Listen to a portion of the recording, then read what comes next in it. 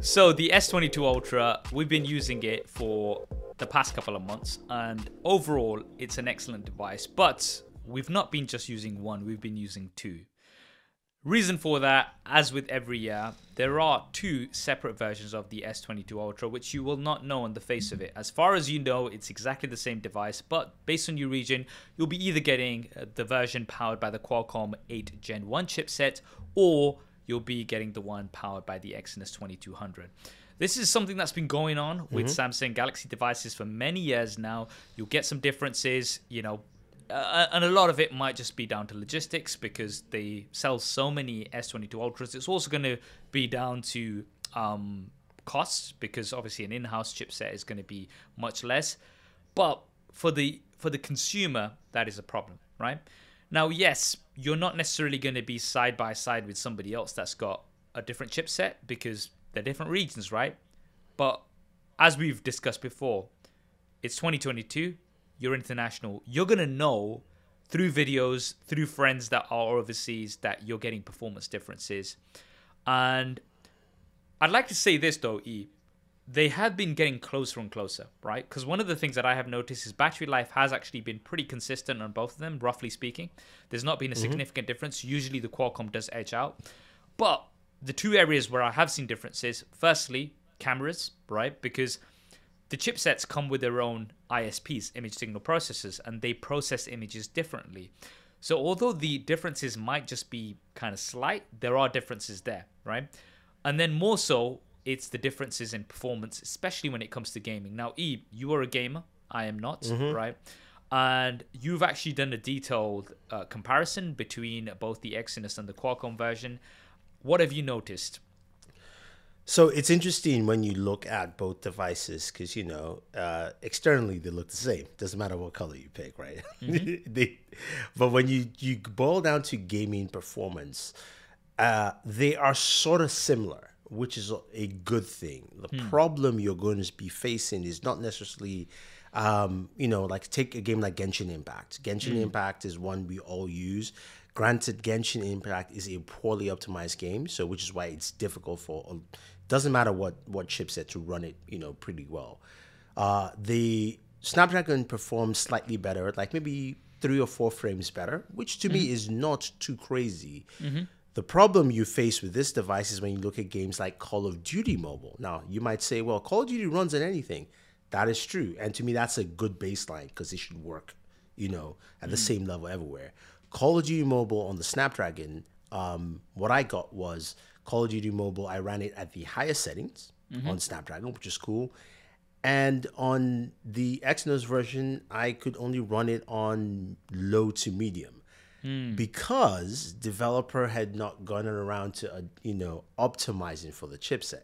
So that's a problem I started seeing in a lot of games, PUBG, so on and so forth, where you're like, when will my games get optimized? And there are a lot of games in the App Store. This is the thing. Optimization is a keyword here, right? We always talk about how iPhones are optimized for a lot of apps, and you hear people talking about that all the time. Now, as a developer, right, you're going to try to optimize what's going to get the maximum reach. Okay, so when you've got a game or an app, you're like, okay, I want to optimize this for the iPhones, nice and easy. You've got one chipset across all the new iPhones. You've got a very similar resolution and things like that. So then you've got something to work against. Okay, I can tick that off. I can reach the maximum amount of devices.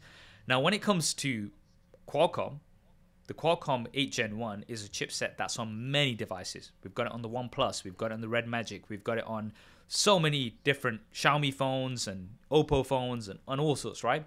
Now, if you're going to optimize a game, you're going to optimize it for the chip that's going to be on the maximum number of devices. Understandably so. What that means is if you've got the Exynos version, yes, you will probably eventually get those optimizations for this chipset, but the issue is when will that be? It's not going to be as soon as you're going to get it on the Qualcomm. And then the next time you get an update for a new app or a new game comes out, again, you're going to be going through the same situation. Yep. Yeah, and I think that's going to be an interesting problem down the line, just because with, with this chipset, I'm clearly seeing performance increases from last year. I mean, in terms of Exynos. So I wouldn't call it a bad chipset. I'm not saying it's terrible. I'm not saying that's the case. But my biggest problem I'm seeing is whenever I fire up another game and I'm like, okay, let me max out. It's not there. Okay. And then some people may argue, hey, you don't have to max it out. You can play at different settings. And I'm like, it's fine if I paid for a phone that was $500, not a phone that is $1,200. I want the best from that $1,000 phone, not the $500 level. Exactly, and that's a challenge as well, because like as a consumer, you're not being told that you're getting a different chipset, right? You're picking up an S22 Ultra, thinking it's an S22 Ultra, the same one that's being sold everywhere, but it's not, right? And sure, the differences are getting more and more minor, but that is still an issue.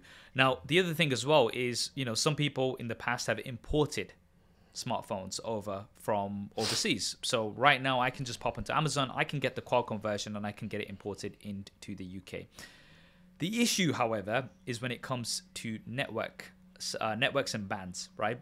So right now, the S22 Ultra that I have here, which is the Qualcomm 8 Gen 1 version, does not get 5G with Vodafone because the bands Vodafone in the UK that it uses are not supported, because this phone is not meant to be used in the UK, it's meant to be used in the US, right? So that's another layer that you have to consider, because you might be like, look, I really like this phone, I want to get it, I want the Qualcomm version, let me import it over from the US. Oh, guess what? Now I can't get 5G, right? Now, apparently the Korean version will have the bands that will be supported here in the UK, but then it gets really complex. It's like, okay, look, can you just give me one smartphone? And this is one of the things that's easy with the iPhone, right? You buy the iPhone, across the board, it's got the same, right? You've got the same performance, whether you're buying it in India, in the UK, in the US, in Hawaii, wherever you're buying it, it's going to have the same performance. And I think that's something that Samsung definitely needs to work on, making things consistent. Oh, yeah, absolutely. Now, which is why I want to ask the next question is, you're a camera guy. What have you noticed with the camera differences or similarities between both, Exynos and Snapdragon? So I think nowadays, because a lot of image processing comes down to the software, obviously Samsung is applying very similar software processing, which does make things somewhat consistent, but I'm still seeing differences in color, right? So I'm looking at skin tones, and they are processed very differently on the Exynos versus the Qualcomm version, and that's something that I don't like, because like if I'm doing a camera comparison, like it's very difficult for me to kind of portray what you're going to be getting, because hey, it might be slightly different if you're getting one version against the other, right? And that's again another issue that is something that you're not going to notice unless you put them side by side. And yes, I know Samsung has tried to make them as consistent as possible, but they're not the same. What about you? Oh, yeah. No, I agree. I mean, in my case, it's taking a selfie, for instance. There's more saturation on one, and another one I look lighter. Not like as bad as certain other manufacturers, but you can clearly see that I have two different skin tones. Between that. I think those are the kind of things that Samsung has to be very cognizant and careful about. Now, maybe part of the thinking is like, well, you know what? As long as we keep it close enough, and they're going to different markets, it shouldn't matter. And theoretically, they're correct, right? It really shouldn't matter.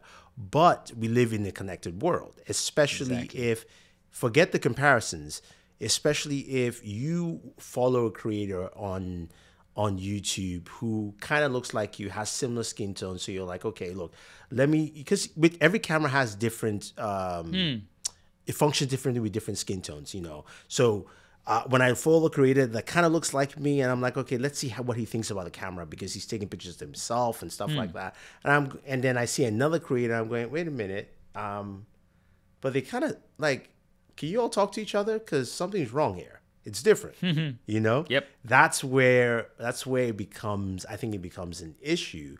Now, the question is, what do you think they can do to solve that problem?